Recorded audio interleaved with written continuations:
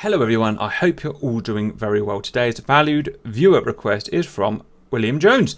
Cap, this was a while back, but can you see if there is any way to confuse a Silkworm or Harpoon anti-ship missile? It was in the Persian Gulf, so see if you can find the location. Perhaps make one ship cross behind the other. Konarak vessel incident was a friendly fire incident in the Islamic Republic, the Iranian Navy, on 10th of May 2020, where an anti-ship missile fired from Iranian frigate Jamaran hit the support vessel Konarak. The incident happened during a war game of the Iranian Navy in the Gulf of Oman, so that's just east, where you can see there in the blue section, just east of Oman. During this incident, 19 crew of the Konarak were killed with 15 wounded. The Konarak was heavily damaged and its wreckage towed to Chabahar port. The ship was struck by a Nor missile, an upgraded YJ-83, which was fired from the Jamaran in the Gulf of Oman, close to the Strait of Hormuz. Oh, look at that, that's a nice picture. Official Iranian TV initially reported 1 fatality in the incident, but it was later revised to 19 and 15 injured. The Konarak was involved as a tender setting out targets for target practice for the missiles from the Jamaran. The Konarak reportedly failed to distance itself sufficiently from the target prior to the launch and was struck by a missile. Well, there's no... obviously didn't bother to check. The missile may have automatically locked onto the Konarak as the largest target, that's interesting, or else been set as the target by human error, so no one's sure what the actual cause was. After the incident, Konarak was recovered to port to undergo a technical inspection. Footage published by Iranian state broadcaster IRIB showed the ship down heavily at the bow front with the superstructure devastated and smoke visible from fires.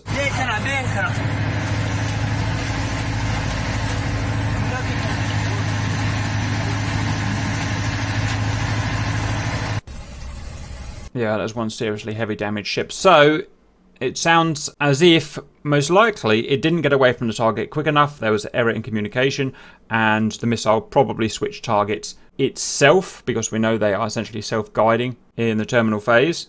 The target that was set up was going to be much smaller than that ship, so presumably it just switched itself to the largest target.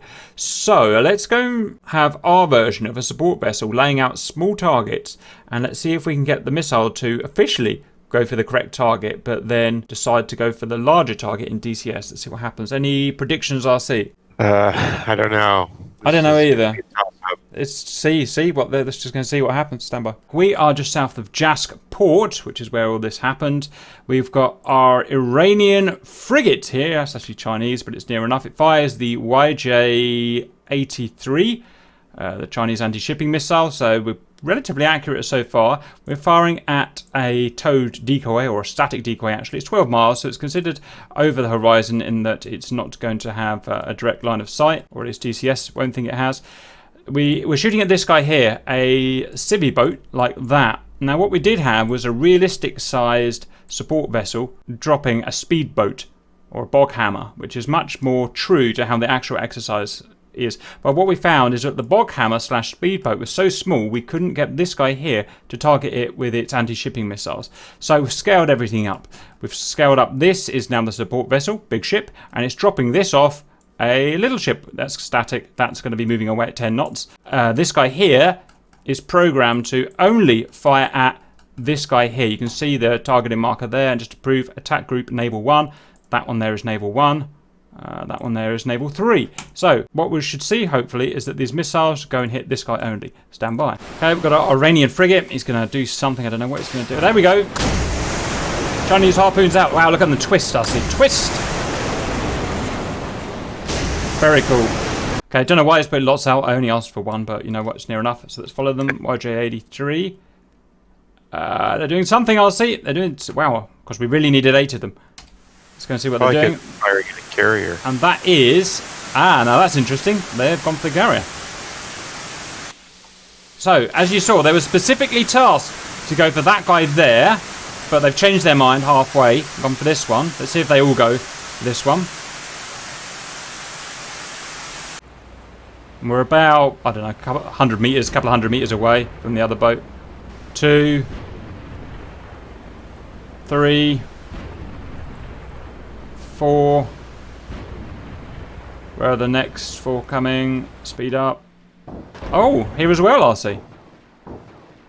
Now, that's very interesting. So, to recap, all 8 missiles, or whatever missiles, were designed to go for that ship there only, but they actually went for that ship there, which is surprising and interesting. So let's talk about how these and all of the anti-ship missiles that I'm aware of in DCS work. They are fired by our ship, and then they're essentially fired and forget. They can have a pre-plotted INS/GPS waypoint system so that they can slalom to the target if they want. At some point, they're programmed to turn their radar on. They have their own onboard radar and search for targets in a certain zone, which is what's happened here. They've turned their radars on about 5 to 10 miles as usual for these missiles, search for the targets, and then they decide themselves which to go for. So even though we've asked them to go for that one there, they will actually choose their own target. So they've turned their radars on, they would have found that vessel there and that vessel there, and they would have said, hey, you know what, that vessel there is a chunkier target, so we're going to go for that one there for reasons of X, Y, and Z. Easier to hit, it's larger, it might be more valuable, and so on.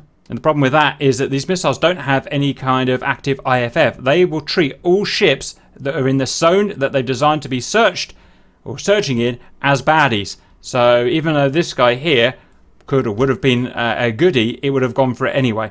Interestingly, I wonder what happens if I make that a goodie. Let's just do some bit more testing for this example here. So that's a baddie, that's the decoy. This is a goodie, 10 knots. Okay, and let's try. Yeah, so now it's a goodie. Let's see what happens. Our Iranian ship has no control of those missiles, essentially, once they've been fired. Especially not when they're in a terminal phase. Right, what are we going for this time, boys? That's interesting. They've gone for the right target this time when I've made that guy blue. Isn't that interesting, RC? Yeah. I'm pretty sure that these missiles in reality don't have IFF, so I wonder how it's done that. That's weird. Weird.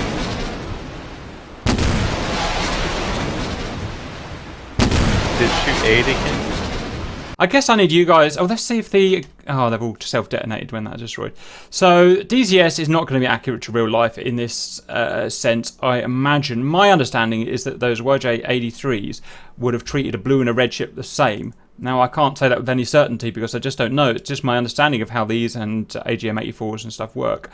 You guys let me know what you think of those results and see whether you think they're realistic. In fact, there's one more test we should do. Why don't we make the target ship blue as well? So all we're doing is testing DCS logic here, which is actually quite interesting. Yeah. So it's firing at a blue guy, and we've got another blue guy next to it. It probably won't even fire in this case, but we'll try. Okay, speed him up, and it's not going to fire. It's just not going to fire. Well, that's how it is in DCS anyway. If they are both hostile, then it will just search for whichever's the biggest target. If it's friendly, it just won't hit this at all, which is, I don't think, realistic. However, I don't really know. Anything you want to add to that, RC? Nope. Right, let's get some chatter going. I hope you enjoyed it. See you later.